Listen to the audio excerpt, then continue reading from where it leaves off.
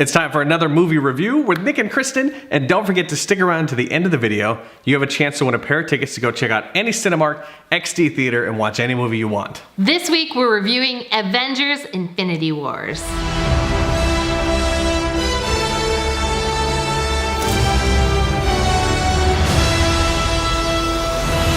This is the movie you've been waiting for 10 years, and don't worry, we're not going to spoil anything. We're just going to tell you some thoughts about the movie. You're obviously going to go see it if you've been following the whole series for 10 years. We just want to let you know what we thought about it, and maybe you feel the same way. You can hit us up on direct message on our page, our Facebook page, or on YouTube, and we can discuss it further. But we're going to tell you a little bit about the things we noticed. So first of all, everyone is in this cast. Yeah. So, I mean, Robert Downey Jr., Tom Hiddleston, Chris Hemsworth, Chris Evans, Chris Pratt. Yeah, oh yeah. Chris Pine is not in this movie. He's the only Chris I think we're missing. There's a lot of good-looking men and women in this movie. Yeah, so pretty much everyone that you've known from the Marvel Universe is in the movie, so it would take too long to name the entire cast. Overall, I think about the movie, we felt it was a little rushed.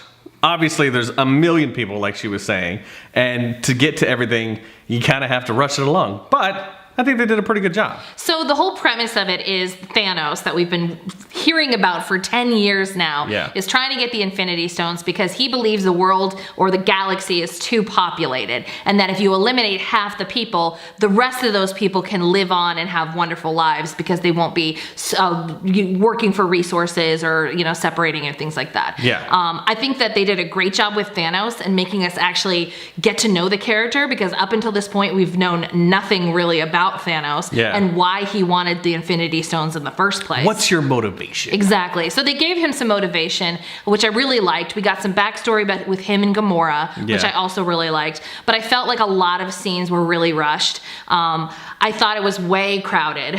Yeah, a little bit, yeah. I mean, you've got all these great stars and you've got all these great characters, but it just felt like it was rushing around too much. But it was full of action. I never felt bored, even though it was a pretty long movie. Yeah, after we left, we're like, we probably could have gone another half hour, 45 minutes with more. If you wanted to stretch it out a little bit more, maybe in the extra footage when you get the DVD. Maybe. Another thing that kind of bothered me about this movie is that we got some really cool colors from Thor Ragnarok and the second Guardians of the Galaxy. Like, the color schemes kind of changed when it came to Marvel movies. They became like rainbows and colors and like far out images and stuff like that. This kind of went back to like the old Marvel movies. Yeah. We lost that feel of kind of a comic booky type of thing. But that was like the style of Guardians. So I think that when the Guardians were there, that it kind of, the color scheme came back for a second, I think. Maybe, but otherwise, I mean, you're gonna see this movie.